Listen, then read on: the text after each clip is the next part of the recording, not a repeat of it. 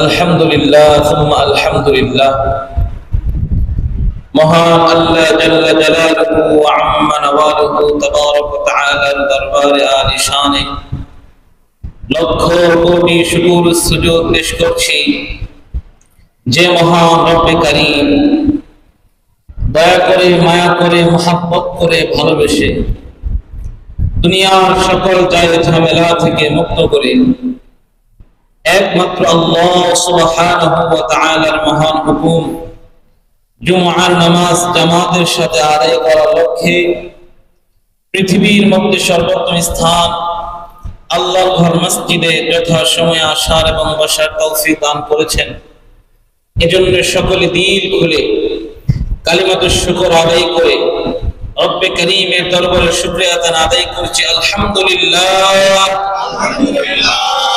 ربنا لك الحمد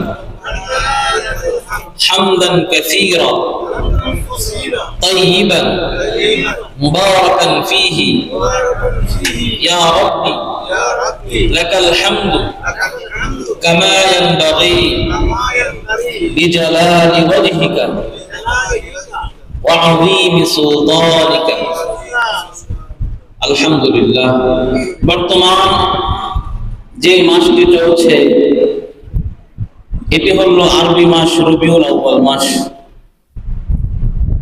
এই মাসেই জন্মগ্রহণ করেছেন বিশ্ব মানবতার মুক্তির দূত সাইয়্যিদুল কাউনাইন আকায়ে নামদার মদিনা কা তাজদার ফখর মওজুদাত জনাব মুহাম্মদ আরবি সাল্লাল্লাহু আলাইহি ওয়াসাল্লাম। তিনি এই মাসে আগমন করেছেন, জন্মগ্রহণ করেছেন এবং এই মাসেই তিনি দুনিয়া থেকে বিদায় নিয়েছেন। এই মাসটি হলো মুসলমানদের নিকট এক দিক দিয়ে আনন্দের মাস, খুশির মাস, আবার অপর দিক দিয়ে এই মাসটি হলো মুসলমানদের সবচেয়ে বেদনার মাস।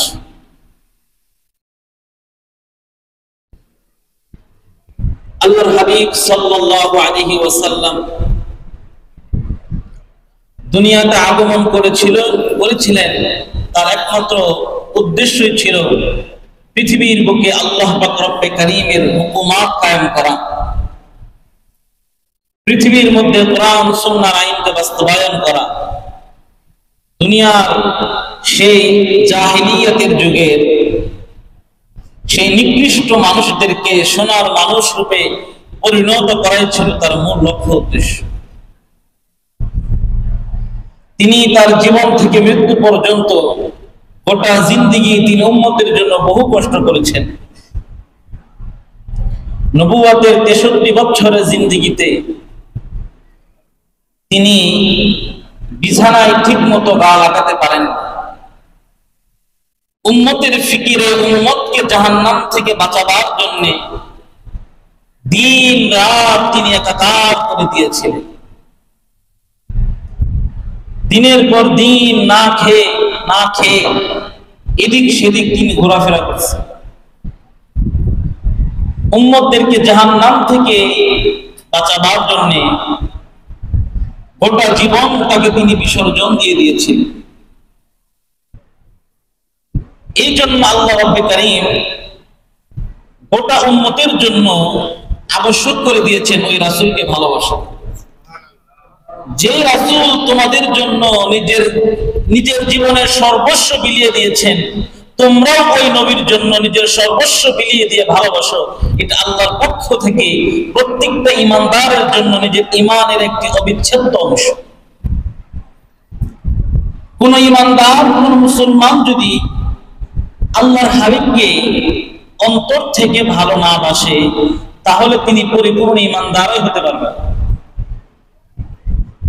আল্লাহ রাব্বে কারীম এই কথাটাই কোরআন কারীমের মধ্যে সূরা তাওবার মধ্যে বলেন। আল্লাহ সুবহানাহু ওয়া তাআলা বলেন, কুল ইন কানা আবাউকুম ওয়া আবনাউকুম ওয়া ইখওয়ানুকুম ওয়া আযওয়াজুকুম ওয়া আশীরাতুকুম وأموال اقترفتموها وتجارة تخشون كسادها ومساكن ترضونها أحب إليكم من الله ورسوله وجهاد في سبيله فتربصوا حتى يأتي الله بأمره والله لا يهدي القوم الفاسقين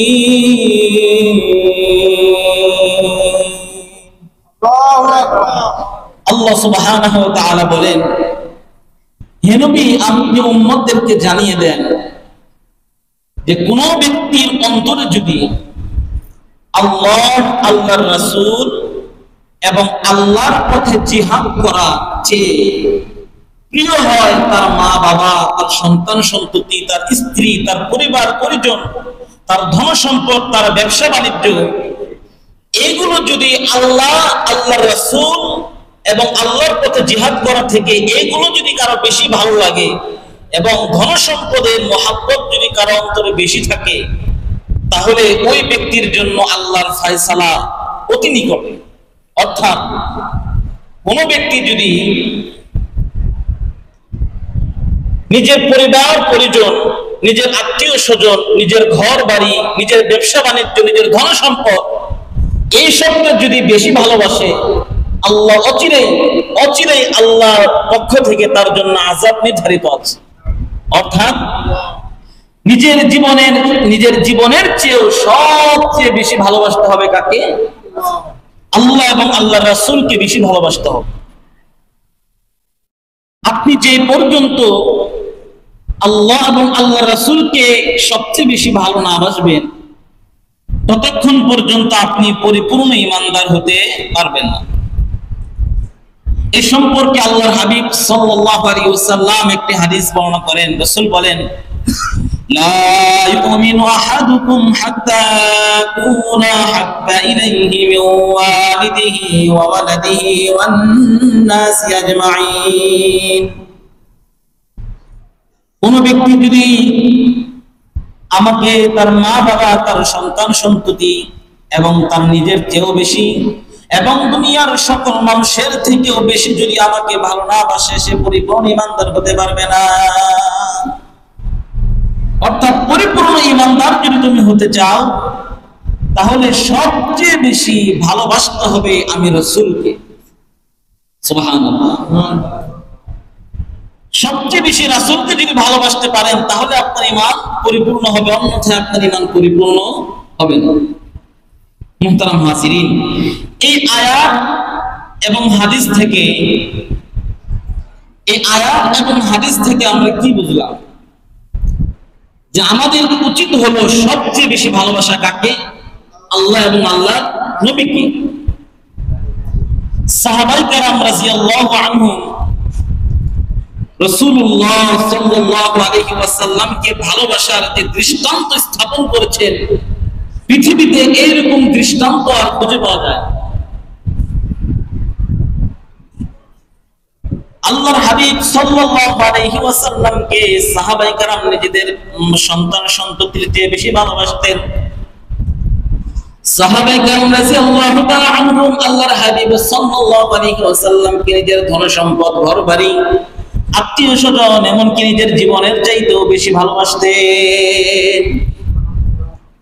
সাহাবায়ে কেরাম আল্লাহর হাবিবকে কতটা ভালোবাসতেন, এই বিষয়টি বর্ণনা করেন হুদাইবিয়া যুদ্ধের সময়। হুদাইবিয়া সন্ধির সময় মক্কার পৌত্তলিকদের পক্ষ থেকে আগত দূত হিসেবে এসেছিলেন উরওয়া ইবনে মাসউদ আস-সাকাফি। তিনি সন্ধি করার জন্য এসেছিলেন রাসূলের দরবারে। রাসূলের দরবারে এসে সাহাবায়ে কেরাম এবং নবীর সাথে সাহাবায়ে কেরামের যে ভালোবাসার দৃষ্টান্ত দেখেছেন, এটা তিনি মক্কায় গিয়ে মক্কাবাসীদেরকে বলেছেন, ও আমার মক্কার কুরাইশ ভাইরা, আমি দুনিয়ার বড় বড় রাজা বাদশাদের দরবারে আমি গিয়েছি, বড় বড় রাজা বাদশার দরবারে আমি ভ্রমণ করেছি, আমি ঘুরে এসেছি। পারস্য সাম্রাজ্য রোম, পারস্য, ইবনে সিরিয়া এবং বড় বড় রাজপ্রাসাদে আমি গিয়েছি, রাজাদের দরবারে গিয়েছি, কিন্তু মুহাম্মদুর রাসূলুল্লাহ সাল্লাল্লাহু আলাইহি ওয়াসাল্লামের দরবারে আমি এমন কিছু দেখেছি যেগুলো আমি অনেক বড় বড় রাজা বাদশাদের দরবারে আমি দেখিনি। আমি দেখলাম মুহাম্মদুর রাসূলুল্লাহ সাল্লাল্লাহু আলাইহি ওয়াসাল্লাম যখন থুতু ফেলেন, সাহাবায়ে কেরাম হাত দিয়ে এই থুতুটা নিয়ে নেন, মাটিতে পড়তে দেয় না। রাসূলুল্লাহ এই থুতুর সঙ্গে সঙ্গে নিয়ে বরকত নিজের মুখে নিজের গায়ের মধ্যে মেখে নেয়। মুহাম্মদুর রাসূলুল্লাহ সাল্লাল্লাহু আলাইহি ওয়াসাল্লাম যখন ওযু করেন, তার ওযুর পানির একটি ফোঁটা পানি নিজের হাতের মধ্যে নেওয়ার জন্য সাহাবায়ে কেরাম প্রতিযোগিতা শুরু করে দেয়। সুবহানাল্লাহ। সাহাবায়ে কেরাম নবীকে এত ভালোবাসে, নবীজি সাল্লাল্লাহু আলাইহি ওয়াসাল্লাম যখন ঘেমে যান, তার শরীর থেকে ঘামগুলো নিয়ে শিশির মধ্যে রেখে দেয়, আতর হিসেবে ব্যবহার করে। সুবহানাল্লাহ। এই মুহাম্মদের সাহাবীরা মুহাম্মদকে যে ভালোবাসে, মুহাম্মদের জন্য নিজের জীবন দিতে প্রস্তুত, সুতরাং আমার মনে হয় যে জাতি তার নায়ককে, যে জাতি নিজের রাহবারকে, নিজের নবীকে এতটা ভালোবাসে, ওই জাতিকে পরাস্ত করা কোনদিন সম্ভব হবে না। সাহাবায়ে কেরামের সাথে নবীজির এতটা ভালোবাসা ছিল, অতুলনীয়। কত কবি তো শেরও বলেছেন, দে মুঝে ইশকে মুহাম্মদ ওয়ার মুহাম্মদিयों में गिन, दे मुझे इश्के मुहम्मद और मुहम्मदियों में गिन, हो मुहम्मद ही मुहम्मद विरद मेरा रात दिन, हो मुहम्मद ही मुहम्मद विरद मेरा रात दिन। দাউরে মুহাম্মাদের ভালোবাসা এবং গণনা করো তার সাথী সঙ্গীদের সঙ্গে। তাও মুঝে মুহাম্মাদের ভালোবাসা, তার সাথীদের সঙ্গে করো গণনা। মুহাম্মদ মুহাম্মদ আমার রাত দিনের জপনা। সুবহানাল্লাহ। কত সুন্দর কবিতা! আল্লাহর হাবিবকে কত ভালোবাসতেন যে আমার রাত দিনের জপনা যেন হয় মুহাম্মদ মুহাম্মদ মুহাম্মদ মুহাম্মদ। সাহাবায়ে কেরাম রাদিয়াল্লাহু তাআলা আনহুম আল্লাহর রাসূল সাল্লাল্লাহু আলাইহি ওয়াসাল্লামকে এতটা ভালোবাসতেন, আল্লাহর হাবিব সাল্লাল্লাহু আলাইহি ওয়াসাল্লাম একদিন গায়ের মধ্যে শিংগা লাগিয়েছেন। ওই শিংগা লাগানোর পর আল্লাহর হাবিবের শরীর থেকে কিছু রক্ত বের হয়েছে। আল্লাহর হাবিব সাল্লাল্লাহু আলাইহি ওয়াসাল্লাম আব্দুল্লাহ ইবনে জুবাইর রাদিয়াল্লাহু তাআলা আনহুকে ডাকলেন, ডেকে বললেন, জুবাইর, আব্দুল্লাহ তুমি আমার রক্তগুলো নিয়ে মাটির মধ্যে দাফন করে দাও। আব্দুল্লাহ ইবনে জুবাইর রাদিয়াল্লাহু তাআলা আনহু আল্লাহর শরীরের রক্তগুলো নিয়ে চলে গেলেন। কিছুক্ষণ পর যখন তিনি আবার ঘরে আসলেন, আল্লাহর হাবিব বলেন, আব্দুল্লাহ আমার রক্তগুলো কি করেছো? আব্দুল্লাহ ইবনে জুবাইর রাদিয়াল্লাহু তাআলা আনহু বললেন, ইয়া রাসূলুল্লাহ, ইয়া হাবিবাল্লাহ, আপনার শরীরের এই পাক পবিত্র এই মুবারক রক্ত আমি কিভাবে মাটির মধ্যে দাফন করব? আমি আপনার রক্তগুলো পরীক্ষা হিসেবে নিজের মধ্যে গিলে নিয়েছি। সুবহানাল্লাহ। ইয়া রাসূলুল্লাহ, আপনার গায়ের রক্ত আমি মাটিতে লাগতে দেইনি, আমি রক্ত খেয়ে ফেলেছি। আল্লাহর হাবিব খুশি হয়ে বললেন, মান তামাসসাকান নার, হে আব্দুল্লাহ ইবনে জুবাইর, আল্লাহ তাআলার জাহান্নামের আগুন তোমাকে স্পর্শ করবে না।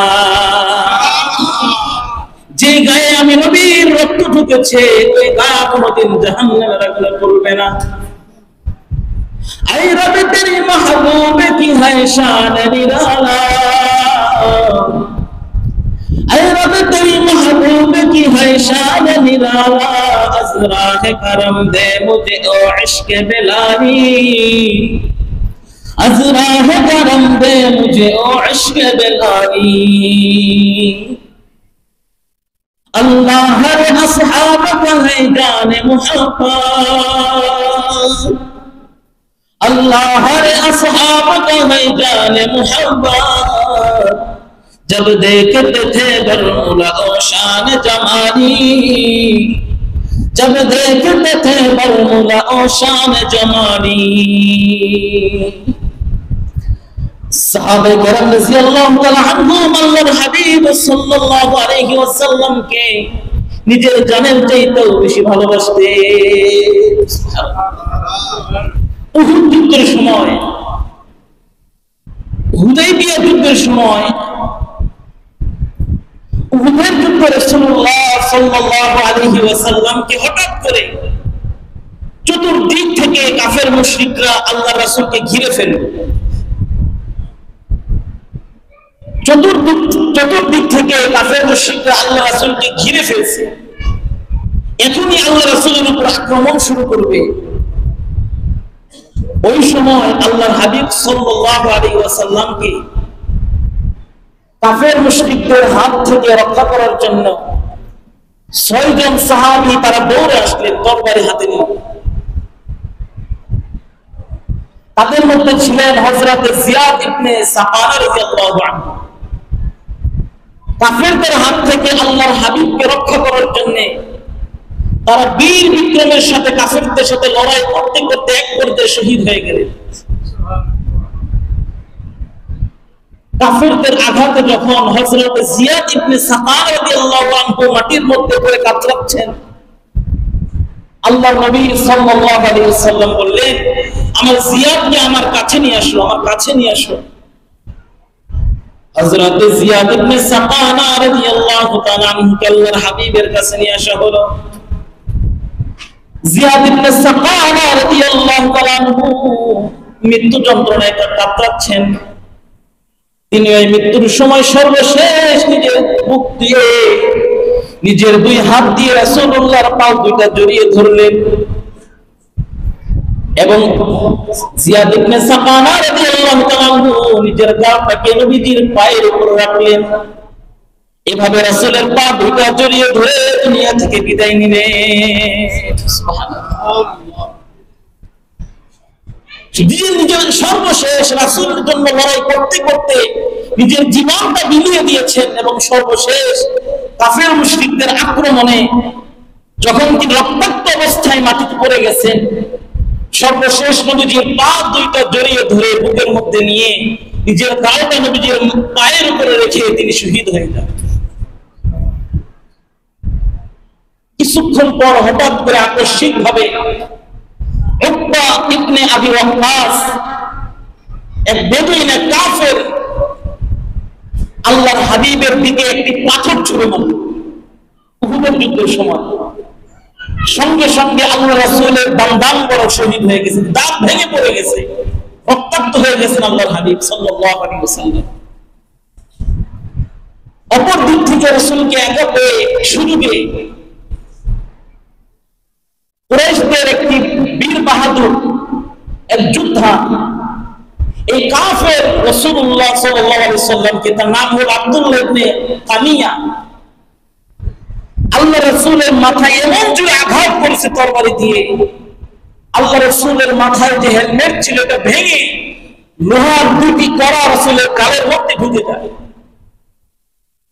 আরেক দিক দিয়ে আব্দুল্লাহ ইবনে শিহাব যুহরি, এক কাফের, পরবর্তীতে তিনি মুসলমান হয়েছেন, তিনি সুযোগ পেয়ে আরেকটি পাথর নিয়ে রাসূলুল্লাহর দিকে নিক্ষেপ করতে রাসূলুল্লাহর কপালে পাথর লেগে মুখটা রক্তাক্ত হয়ে গেল।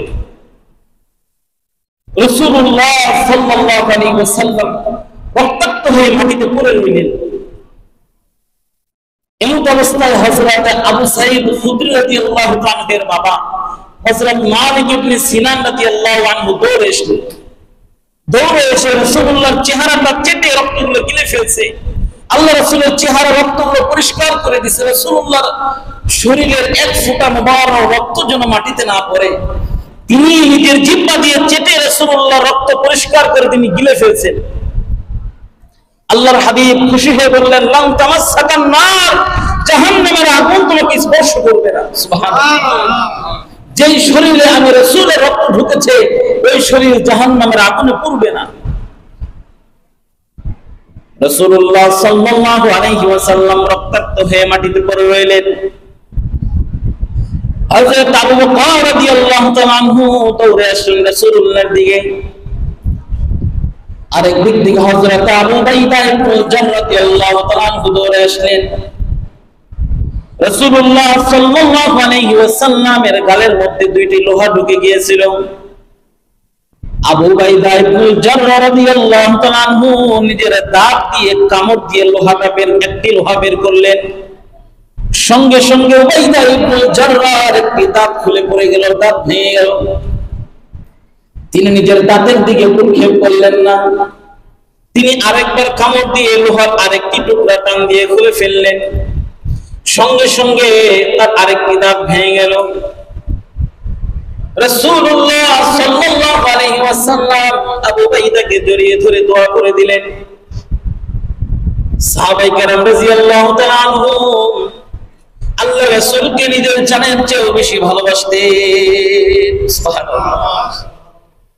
আল্লাহ রাসূল যখন রক্তাক্ত হয়ে মাটির মধ্যে পড়ে আছেন, কাফের মুশরিকরা চতুর্দিকে তীর নিক্ষেপ করতেছে আল্লাহ রাসূলকে মারার জন্য। কারণ কাফের মুশরিকদের মূল টার্গেট ছিল আল্লাহর নবীকে হত্যা করা। এই জন্য চতুর্দিক থেকে কাফের মুশরিকরা আল্লাহ রাসূলের দিকে যখন তীর বর্ষা নিক্ষেপ করতেছেন, আল্লাহ রাসূলের সাহাবী হযরত তালহা রাদিয়াল্লাহু তাআলা আনহু আল্লাহ রাসূলের দিকে আসা প্রত্যেকটা তীর, প্রত্যেকটা বর্ষা নিজের হাত দিয়ে ঠেকিয়েছেন। সুবহানাল্লাহ।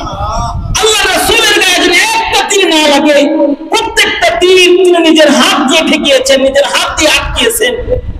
তার হাতের প্রত্যেকটা আঙুল কেটে পড়ে গেছে, রক্তাক্ত হয়ে গেছে। আল্লাহর হাবিব বলেন, এই তোমরা যদি জমিনে জ্যান্ত শহীদ দেখতে চাও, জীবিত শহীদ দেখতে চাও, আমার আবু তালহার দিকে তাকিয়ে দেখো। সুবহানাল্লাহ। আবু তালহা বলে, আমার জান যেতে পারে, আল্লাহর হাবিবকে আমি আল্লাহর হাবিবের সাথে একটা তীর লাগতে দেব না। প্রত্যেকটা তীরের আঘাত নিজের হাত দিয়ে আটকে রেখেছেন। উহুদের ময়দানে কাফের মুশরিকরা আল্লাহর রাসূলকে হত্যা করার জন্য যে পায়তারা চালিয়েছেন, চতুর্দিক থেকে বৃষ্টির মতো তীর বর্ষা বল্লম নিক্ষেপ করেছে। ওই সময় হযরত আবু দুজানা রাদিয়াল্লাহু আনহু নিজের বুক পেতে দিয়েছেন, নিজের বুকের মধ্যে সবগুলো তীর নিয়েছেন, কিন্তু রাসূলুল্লাহর গায়ে লাগতে দেয় না। রাসূলুল্লাহ সাল্লাল্লাহু আলাইহি ওয়াসাল্লামকে সাহাবায়ে কেরাম নিজের জানের চাইতেও বেশি ভালোবাসতেন। আই কাশ মেরে দিল মে হো ইশক বেলানি, আই কাশ মেরে দিল মে হো ইশক বেলানি, ফির খানা মেরা भी हो कुर्बान मोहम्मद, फिर खाना मेरा भी हो कुर्बान मोहम्मद। अल्लाह घर क्या शान है महबूब खुदाई, अल्लाह घर क्या शान है महबूब खुदाई, है ताबे रब ताबे फरमान मोहम्मद, है ताबे रब ताबे फरमान मोहम्मद। সাহাবে কেরাম আল্লাহর রাসূলের জন্য নিজের সর্বস্ব বিলিয়ে দিয়েছে, কিন্তু আল্লাহর হাবিব সাল্লাল্লাহু আলাইহি ওয়াসাল্লাম আল্লাহর হাবিব সাল্লাল্লাহু আলাইহি ওয়াসাল্লামকে কষ্ট দিতে তারা প্রস্তুত ছিলেন না। উহুদের যুদ্ধে আল্লাহর হাবিব রক্তাক্ত হয়ে মাটিতে পড়ে গেছেন। শয়তান সংবাদ ছড়িয়ে দিল পুরো মদিনায় যে তোমার নবুয়তের নবী মুহাম্মদ আর দুনিয়ায় নাই, তিনি মারা গেছেন। মক্কার লোকেরা হয়রান হয়ে পড়লো, হায় হায়, না জানি আল্লাহর হাবিব শহীদ হয়ে গেছেন। পুরো মদিনার মধ্যে হুজুম শুরু হয়ে গেল। মদিনার মহিলাগুলো ছটফট করতে লাগলো।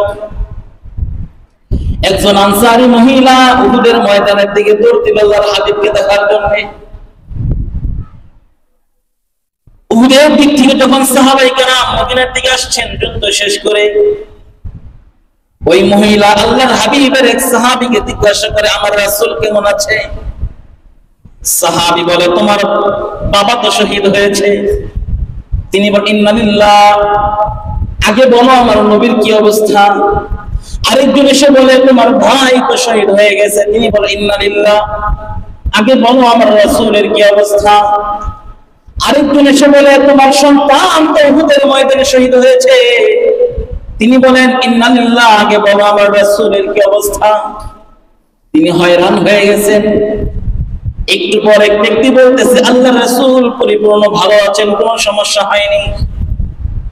মহিলা বললেন আমার প্যারা হাবিবকে আমাকে একটু দেখিয়ে দাও, আমি রাসূলকে দেখতে চাই। আল্লাহ রাসূলের সাহাবী ওই মহিলাকে দেখালেন, ওই যে দেখো আল্লাহ রাসূলকে দেখা যায়। ওই মহিলা দৌড়ে গিয়ে আল্লাহ রাসূলের সামনে গিয়ে বলে ইয়া রাসূলুল্লাহ, ইয়া হাবিবাল্লাহ, আপনাকে একটা নজরে দেখার পর দুনিয়ার সব মুসিবত আমার জন্য তুচ্ছ। আমার ভাই মরে গেছে, আমার বাবা মরে গেছে, আমার সন্তান মরে গেছে, আমার কোনো পরোয়া নাই। কুল্লু মুসিবাতিন বাদাকা জালাল। আপনি যদি সুস্থ থাকেন দুনিয়ার কোনো কিছু আমার দরকার নাই। दुर्फशानी ने तेरी कदरों को दरिया कर दिया, दुर्फशानी ने तेरी कदरों को दरिया कर दिया, दिल को रोशन कर दिया, आंखों को बिना कर दिया, दिल को रोशन कर दिया, आंखों को बिना कर दिया। নবী আপনার পূর্ণ সৌন্দর্য এই নগণ্য ফোঁটাকেও দরিয়ায় পরিণত করেছে, অন্ধকার হৃদয়কে করেছে আলোকিত, অন্ধ চক্ষুকে করেছে দৃশ্যমান। সুবহানাল্লাহ। আল্লাহর হাবিবকে নিজের জানের চাইতে ভালোবাসতেন সাহাবায়ে কেরাম, জীবন দিতে প্রস্তুত, কিন্তু আল্লাহর রাসূলের গায়ে একটা ফুলের টোকা দিবেন না। কেমন ভালো তারা বেসেছেন আল্লাহর হাবিব, কেমন ভালোবেসেছেন। সাহাবায়ে কেরামের ভালোবাসা আর আমাদের ভালোবাসা কোথায়? সাহাবায়ে কেরামের ভালোবাসা আর আমাদের ভালোবাসা কোথায়? আমরা যে বলে আশিক রাসূল, আশিক রাসূল, নবীজির আশিক বলে আমরা দাবি করি, আমরা কি পেরেছি সাহাবীদের মতো নিজের ঘরবাড়ি ছাড়তে? আমরা কি পেরেছি সাহাবীদের মতো নিজের সন্তান সন্ততি ছাড়তে? আমরা কি পেরেছি সাহাবীদের মতো নিজের জান মাল সব আল্লাহর রাস্তায় বিলিয়ে দিতে? আরে সাহাবায়ে কেরাম তো আল্লাহর রাসূলের ইশারায় নিজের গর্দানটা উড়িয়ে দিতে প্রস্তুত ছিলেন। আর তোমরা আমরা হলাম আশিক রাসূল। আমরা আশিক রাসূল আর সাহাবায়ে কেরাম ছিলেন আশিক রাসূল। তারা জীবন দিতে প্রস্তুত, আর আমরা আল্লাহর রাসূলকে কাফের মুশরিকরা বর্তমান জামানায় আল্লাহর রাসূলকে নিয়ে কটূক্তি করে, কুচ্ছ রচনা করে, আর সেখানে আমরা তার প্রতিবাদ করতে যাই না। তার প্রতিবাদে গেলেও যদি একটু ঘোরাঘুরির আওয়াজ হয় তো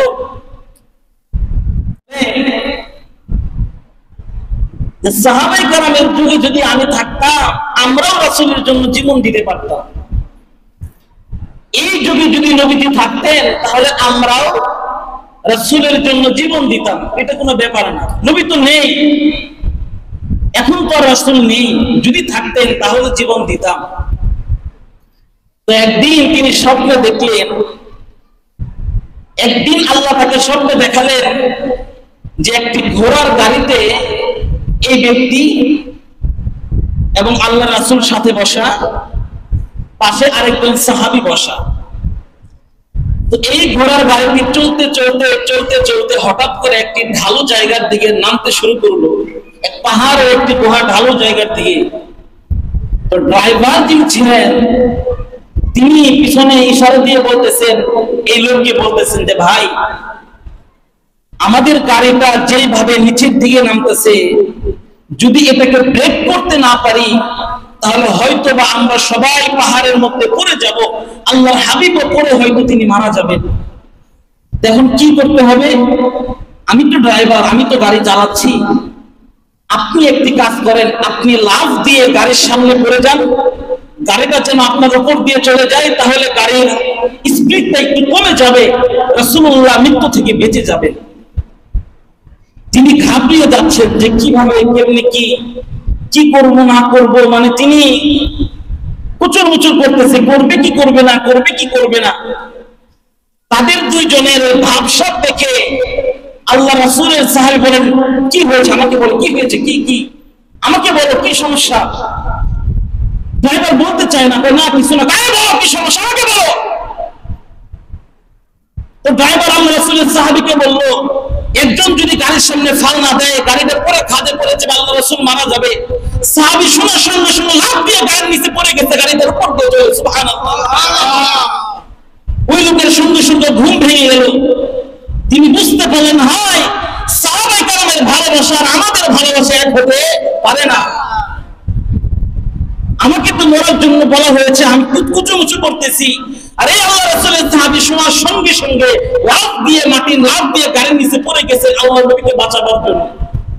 হায় হায় হায় হায়, তারা হলো আশিক রাসূল, আমরা হলাম আশিক রাসূল।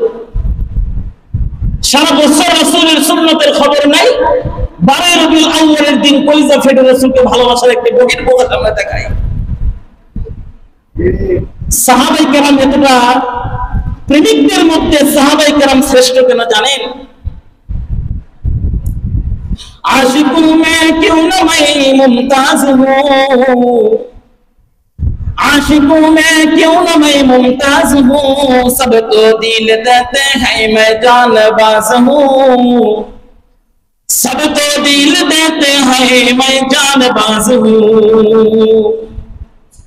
প্রেমিকদের মধ্যে আমি এত শ্রেষ্ঠ কেন শোনো, প্রেমিকদের মধ্যে আমি এত শ্রেষ্ঠ কেন শোনো, সবাই পদে দিল আমি বিসর্জন দেই প্রাণ।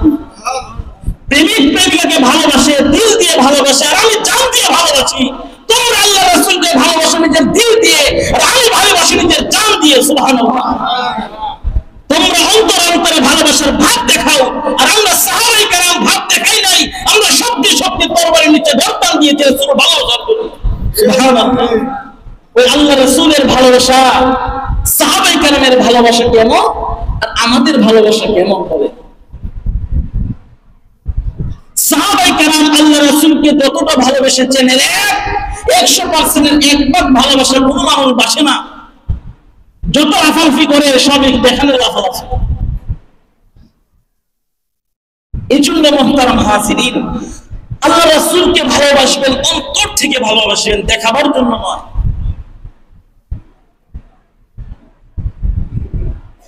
দেখাবার জন্য ভালোবাসা নয়, ভালোবাসা হবে অন্তর থেকে।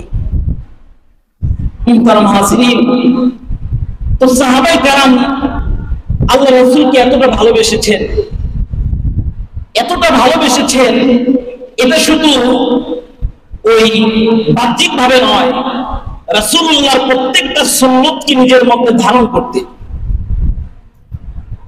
আমরা যে যাকে ভালোবাসি, যেই নেতাকে যারা বেশি ভালোবাসে, ওই নেতার মধ্যে চলতে তারা একটু পছন্দ করে। ওই নেতা যেরকম আংটি পরে ওইরকম আংটি পরতে চায়, ওই নেতা যেরকম কাপড় পরে ওইরকম কাপড় পরতে চায়, ওই নেতা যেভাবে চুল কাটে ওইভাবে চুল কাটতে চায়, ওই নেতা যেভাবে পোশাক পরে, যেভাবে হাঁটে, যেভাবে কথা বলে, সবকিছুই কিন্তু তারা অনুসরণ করতে চায়।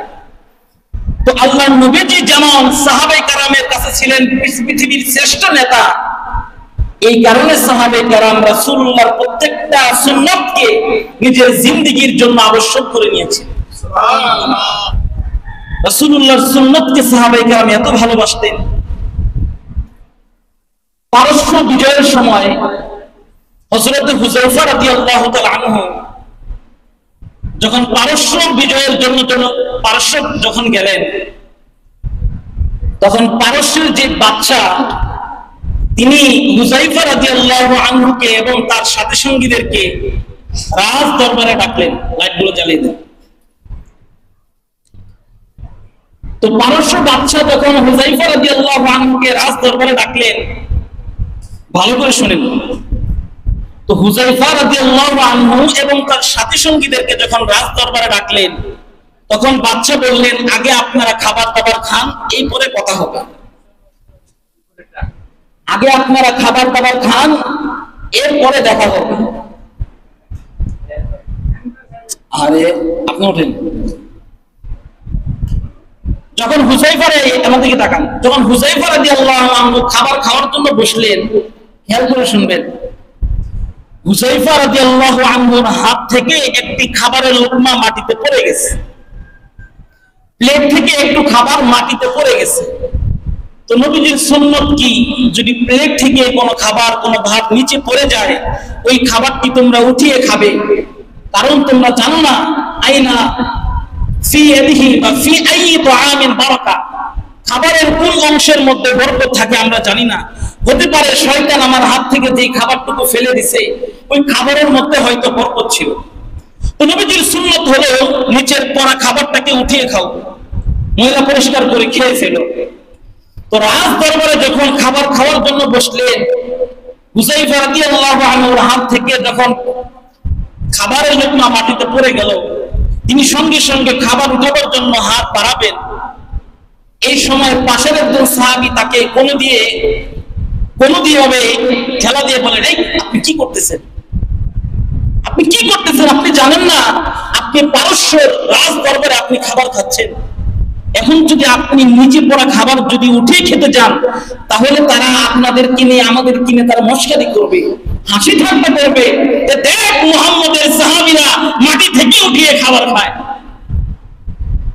এই কথা বলার সঙ্গে সঙ্গে হুযায়ফা রাদিয়াল্লাহু তাআলা আনহু দাঁড়িয়ে বললেন, আকিদু সুন্নাত নবিয়িনা সাল্লাল্লাহু আলাইহি ওয়াসাল্লাম লিহাযা হাউলাল ফাকরা লিহাউলাহিল উলামা, এই সমস্ত বক্তব্যের কারণে আহমদদের কারণে আমি নবীর সুন্নাত ছেড়ে দিব? এই সমস্ত আহমদদের কারণে এই সমস্ত আহমদরা আমাকে তিরস্কার করবে, এই ভয়ে আমার নবীর সুন্নাতকে আমি ছেড়ে দিব? জিন্দেগিটা সম্ভব না। যে আল্লাহ যেতে পারে নবীর সুন্নাতকে ছাড়তে পারবে না। সুবহানাল্লাহ। তারা আমাকে সম্মান করুক কিংবা না করুক, আমাকে মানুক কিংবা না মানুক, আমাকে তিরস্কার করুক কিংবা না করুক, এটা আমার পরোয়া যায় আসে না। আমার নবীর সুন্নাতকে আমি মানবো, এটা আমার জীবনের মূল লক্ষ্য উদ্দেশ্য। সুবহানাল্লাহ। नक्शे कदम नबी के है जन्नत की रास्ते, नक्शे कदम नबी के है जन्नत की रास्ते, अल्लाह से मिलाती गए सुन्नत की रास्ते, अल्लाह से मिलाती है सुन्नत की रास्ते। আল্লাহর হাবিবের দেখানো এই পথ হলো সিরাতাল মুস্তাকিমের পথ, জান্নাতের পথ। আর আল্লাহর রাসূলের সুন্নাত হলো আল্লাহর সাথে সাক্ষাতের পথ। সুবহানাল্লাহ। এজন্য আল্লাহর হাবিবকে যদি অন্তর থেকে ভালোবাসেন, আল্লাহর হাবিবকে যদি অন্তর থেকে ভালোবাসেন, আল্লাহর হাবিবের সুন্নাতগুলো যদি অন্তর থেকে ভালোবাসেন, তবেই আপনি আমার জন্য কিয়ামতের ময়দানে আল্লাহ রাসূলের শাফায়াত নসিব হবে।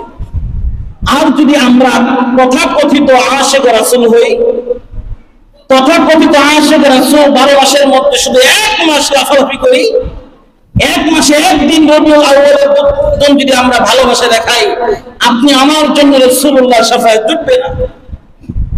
এজন্য মুহতারাম হাজিরিন, আজকের আলোচনার যে সার কথা, নিজের জীবনের চাইতে ভালোবাসতে হবে কাকে বলেন? যিনি বলেন আল্লাহ এবং আল্লাহর রাসূলকে নিজের জানের চাইতেও বেশি ভালোবাসতে হবে। এবং ভালোবাসার পদ্ধতি হলো আল্লাহর হাবিবের প্রত্যেকটা সুন্নতকে নিজের মাথা থেকে পা পর্যন্ত, নিজের সাংসারিক জীবন, পারিবারিক জীবন, সামাজিক জীবন, রাষ্ট্রীয় জীবন, সর্বক্ষেত্রে রাসূলুল্লাহর সুন্নতকে অনুকরণ করাই হলো একজন প্রকৃত আশিক রাসূলের দায়িত্ব এবং কর্তব্য। আল্লাহ সুবহানাহু ওয়া তাআলা আমাদের সকলকে যতদিন আমরা দুনিয়াতে বেঁচে থাকব আল্লাহর হাবিবের ভালোবাসা, আল্লাহর হাবিবের সুন্নতকে অনুকরণ করে চলার যেন তৌফিক দান করেন। সকলেই বলি আমিন। ওয়া আখিরু দাওয়ানা আনিল হামদুলিল্লাহি রাব্বিল আলামিন।